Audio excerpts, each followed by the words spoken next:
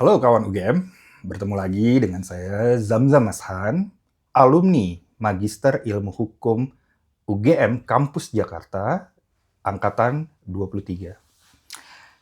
Hari ini kita akan membahas sesuatu yang penting tentang hukum perusahaan dan bagaimana implikasinya terhadap Ramadan, khususnya bagi masyarakat. Sebagai permulaan, saya coba jelaskan kawan UGM bahwa yang namanya hukum perusahaan itu meliputi segala bentuk tentang struktur dari perusahaan, keuangan perusahaan, dan tata kelola dari perusahaan itu sendiri. Bagian terpenting dari hal ini, jika kita mengkategorikannya, adalah ada yang sifatnya untuk keuntungan perusahaan, dan ada yang juga sifatnya itu untuk keberlanjutan lingkungan sekitar.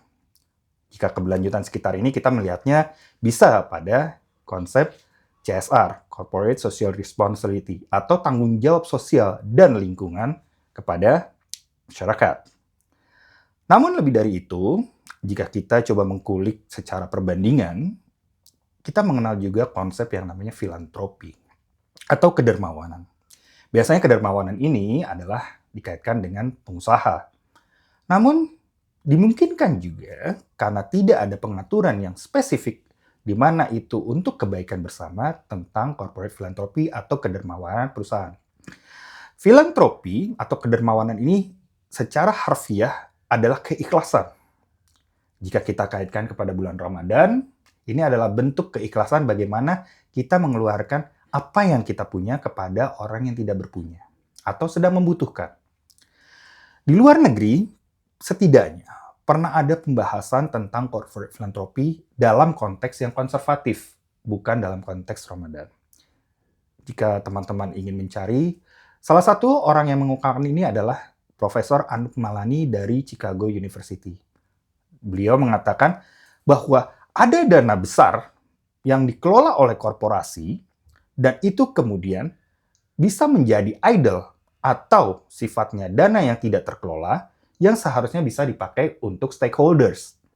Nah, kita mengakibatkannya atau mentafsirkannya itu adalah ini tentang bagaimana keberlanjutan usaha dan lingkungan di masyarakat. Salah satu hal yang menarik dalam perkuliahan itu, yang berjudul On Corporate Philanthropy di tahun 2008, beliau mengatakan di Amerika pengelolaan dana sangat besar sekali. Sehingga kemudian perusahaan berpikir untuk selain CSR, juga perlu ada filantropi yang ditujukan untuk kebaikan bersama. Kebaikan bersama di sini adalah biaya yang harus dikeluarkan oleh perusahaan dalam bentuk yang sangat baik. Kebaikan itu adalah untuk meningkatkan kualitas kesejahteraan, kualitas hidup, dan keberlanjutan dari lingkungan sekitar dan juga perusahaan. Mari kita kaitkan kepada apa yang terjadi atau apa yang diatur dalam undang-undang tentang perseroan terbatas misalnya. Di sana telah ada konsep CSR yang kita kenal tanggung jawab sosial dan lingkungan. Apakah di sana tercantum juga filantropi? Secara tidak langsung tidak ada jika kita melihat dalam kasat mata yang sifatnya itu positivisme. Tapi sangat dimungkinkan dalam keadaan tertentu, mungkin teman-teman juga sudah pernah melihat ya, bagaimana juga ada perusahaan di bidang entertainment yang kemudian secara tidak langsung di tiap-tiap bulan tertentu, misalnya Ramadan, Natal, gitu, dan Tahun Baru bahkan, mengajak untuk nonton bersama. Kenapa? Itu penting untuk membuat seseorang agar bisa menjadi melihat perspektif yang berbeda untuk dirinya sendiri lewat tayangan, film, dan lain-lain. Dalam konteksnya Ramadan, saya melihatnya seperti ini, teman-teman.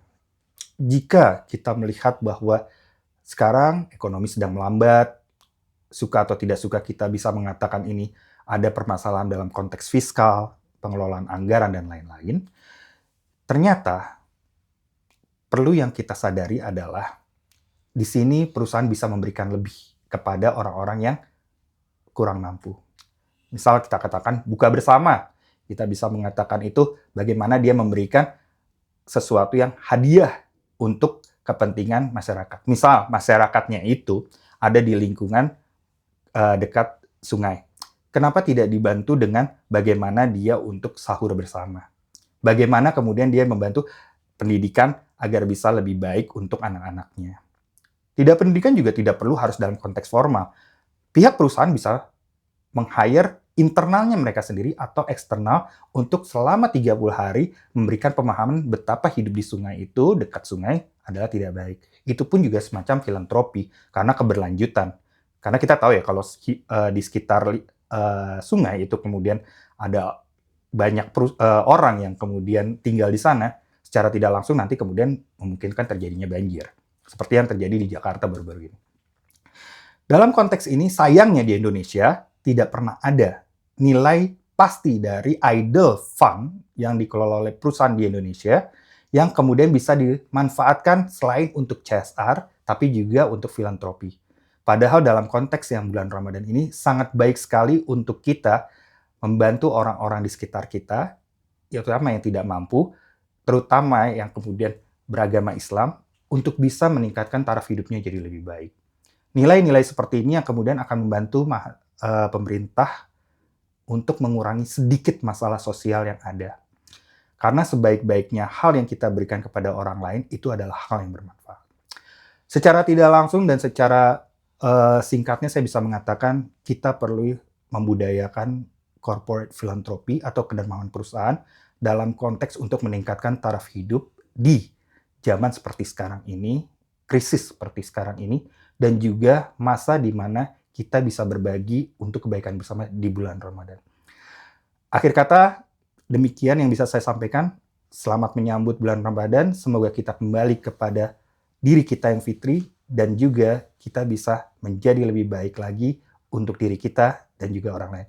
Kepada perusahaan, saya tantang Anda untuk bisa menerapkan corporate philanthropy lebih masif lagi agar kita bisa terhindar dari hal-hal yang sifatnya masalah masyarakat di masa depan yang akan merugikan perusahaan dan lingkungan sekitar. Kira-kira demikian. Wassalamualaikum warahmatullahi wabarakatuh.